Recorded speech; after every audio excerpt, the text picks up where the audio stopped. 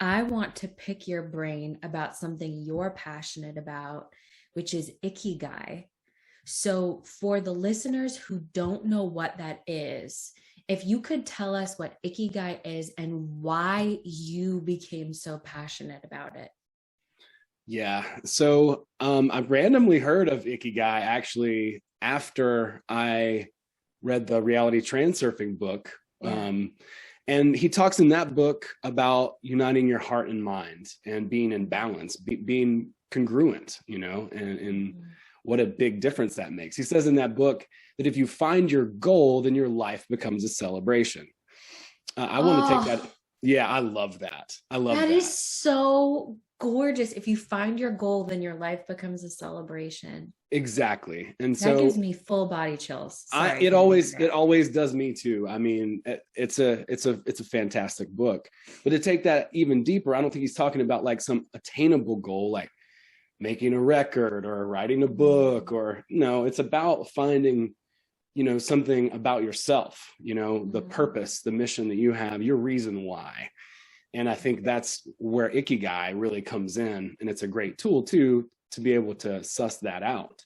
But I think that basically it's the same thing. He's just saying the word goal. And from this model, from my mind, to make it make sense to, we are on this path, to a larger goal. And then along that goal, there's, many other goals that we're accomplishing all the way. They're just milestones. They're just markers. And then we keep moving forward, down that path. And it does give us a reason why. It's like, let's say that you had everything you wanted, all the money and things, right? Materially, everything is taken care of. Why do you get out of bed in the morning?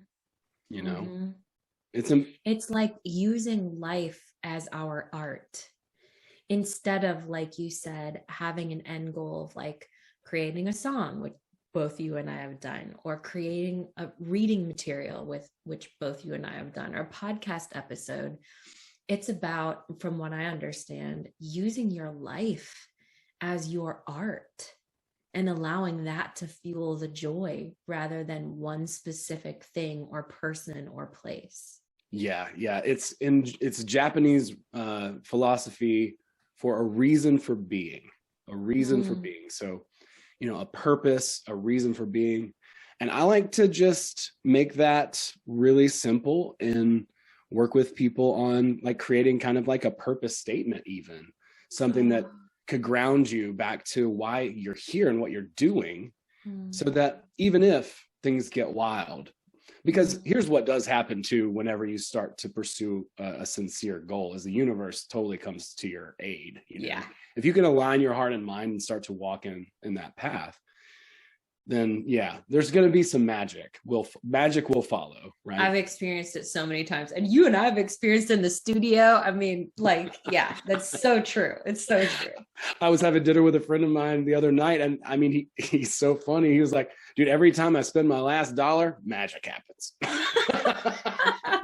And the way he lives his life is beautiful, but it does. I mean, magic follows him everywhere he goes. He's on the road in a van, setting up gongs and having people come in and doing sound healings and all over the place, and he's making it happen. Yeah. Oh, that's beautiful. Yeah, being I don't know, being in the pocket. People call it flow. This is I would say a side effect from understanding this about ourselves. We get into a state where we really enjoy the process of what we're doing. And by falling in love with the process, the output is almost always better as a result of that too. Because it's less about that and more about doing the thing, right? And so that the purpose statement. Yeah. Keep coming back around. Like, why do I do the things I do? Why am I here? Why am I doing this? Because for me, and I think I have kind of layers. Everybody has a model. And so like, I like to work with people and where they're at, because in my mind, you've got like postmodern. It's like, well, you could sort of believe whatever you want to believe. And that's fine too, if you want to come at it from that angle. And if you want to say I have some divine purpose and it's all new agey and woo woo and religious almost, or if you want to say, look, I'm just going to make it up, I don't think it matters. But I think there's either way, you can find something that feels and sits right with you, and then build that out. And the model being like, you have like a specific purpose, and I try to make that as simple as possible. Yeah. Like, can you give us an example of what that would be? Sure. So for me, it's to bring other people joy.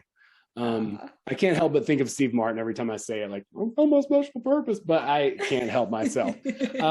But yeah, for me, it's to bring people joy, right? And so here's how I kind of see that, because I consider myself to be a jack of all trades. And that's not a bad thing, right?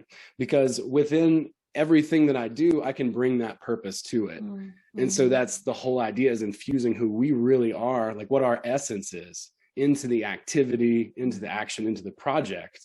And we can kind of form that into a container.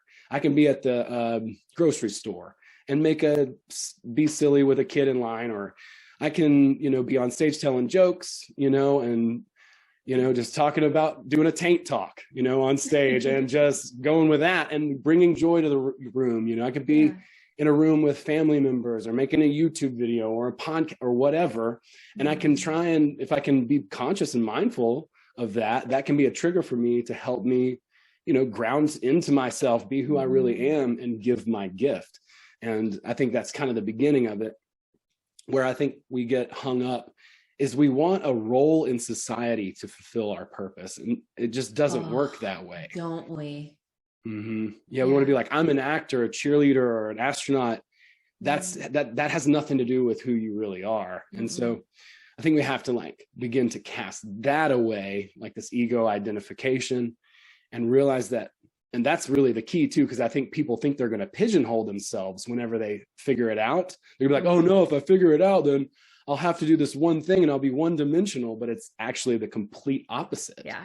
Because you can bring that to so many different, it opens up the whole playing field. Yeah. There's a second part of that jack of all trades thing that you don't hear the full quote. You only hear the first part of it, is jack of all trades, master of none, but oft times better than master of one. Nobody says the last part. Yeah. Nobody says the last part. So what I'm deriving from what you're saying is that Ikigai in so many ways is like a portal into presence. And for me, of course, it's perfect that we're talking at this point in time, because so many of the things that you are chatting on are what I have been really meditating on. And one of them is presence. I am so content when I am present. I'm happy, I'm joy-filled when I am present. It is when I am tripping about the past, or worrying about the future, or wanting for something I don't have yet, that I am out of alignment and not in a place of peace. But when I think about everything I have in the moment, or the mission that I want to bring to life, which I feel like is my Ikigai, which I think is, I'd like to put it into one sentence, but really what I think my talent is to inject beauty. And what I mean by that is, like, whether it's a song or a writing or a podcast or interior design work, it's putting this high frequency into the physical realm that hopefully will make people feel at peace and loved and cared for. Well, I think that really shows through everything you do. I mean, I think that that element really is, I see it in all the things that you do. So I think you just nailed it spot on with that, to beautify, like to inject beauty. Thank you. That's great.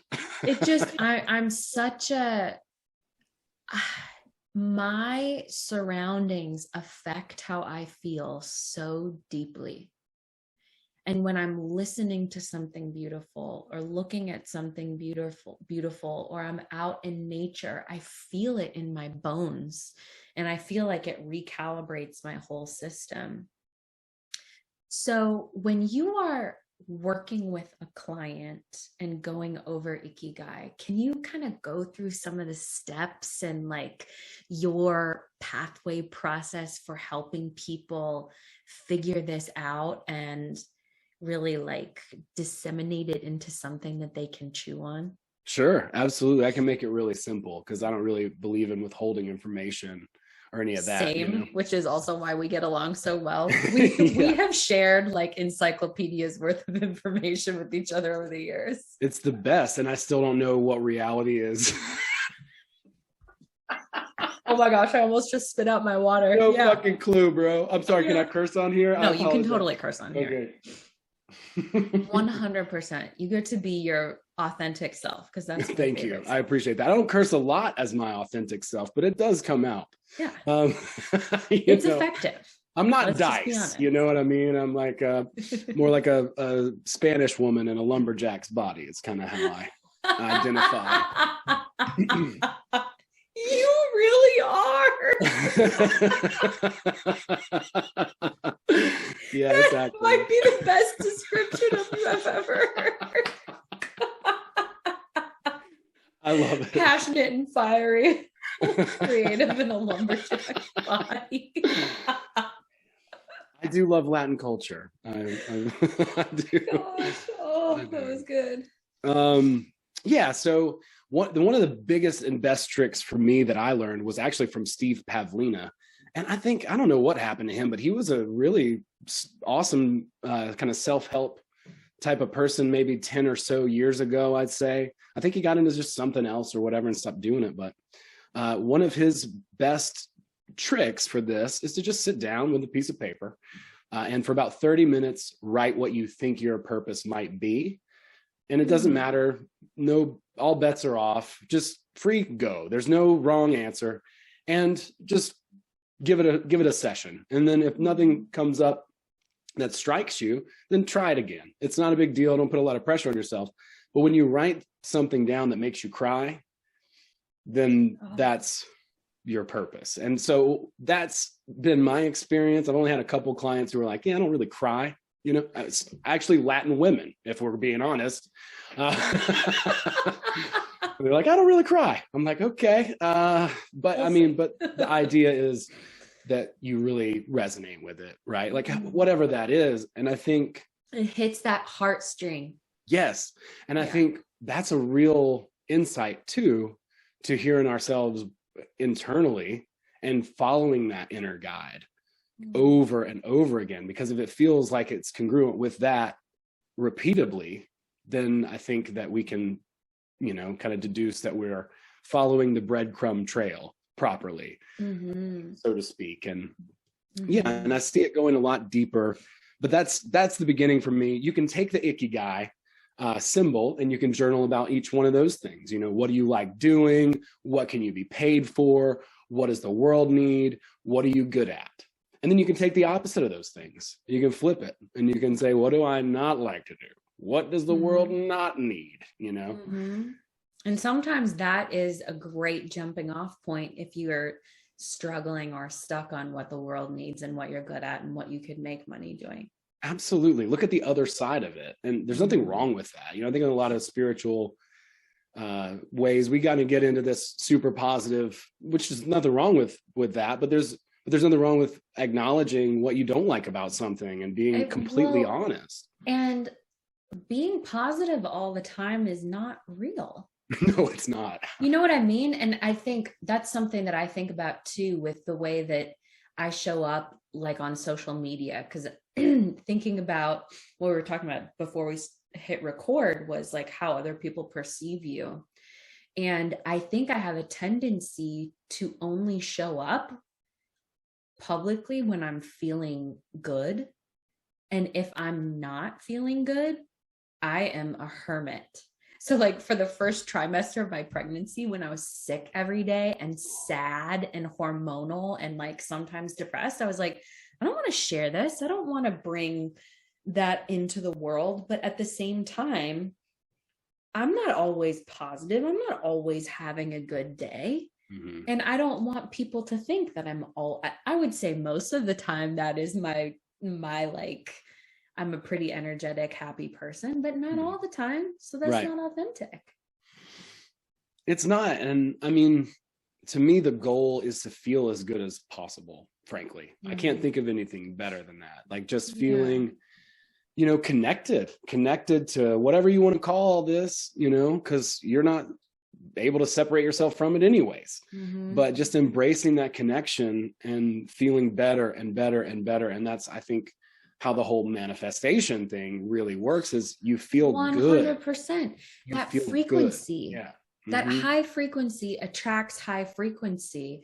And when I think about it from a macro level too, I feel like that's how we change the world. We change the world by changing ourselves. And we change ourselves by elevating the frequency at which we operate. And we elevate the frequency at which we operate by aligning with our purpose. And then we can choose that thing that does tug on our heartstring or heart cord and really bring up that tearful kind of emotion, like, wow, if that could be my life, it would be a life well lived. And it can be your life. Absolutely, it can be. Yeah, that's the amazing thing about it, is that it really can be. I think it should be. Like, that should be the goal. I think once we figure that out, how important the feeling is, then it makes it possible to choose, you know. And that's part of choosing. It's not choosing like, well, I want this specific thing to happen to, you know, hit this part of the mouse trap, and then a hammer's going to come down. And then, you know, it's like, dude, no, get your mind out of it and take the steps that you need to take, like take action. Sure. Absolutely.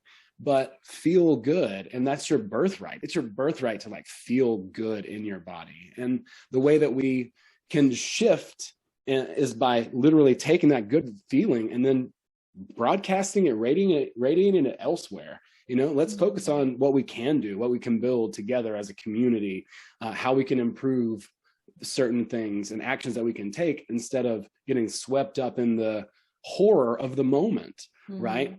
How important attention is. It's not that this isn't going on over here. It's not about denial or putting your head in the sand. It's just about, it doesn't matter what's going on, you know, that inner guardian, and blocking that out, the emotions from it, and using your real emotions that are coming from source, you know, at the cause of all things, and being at the cause and being an actual creator.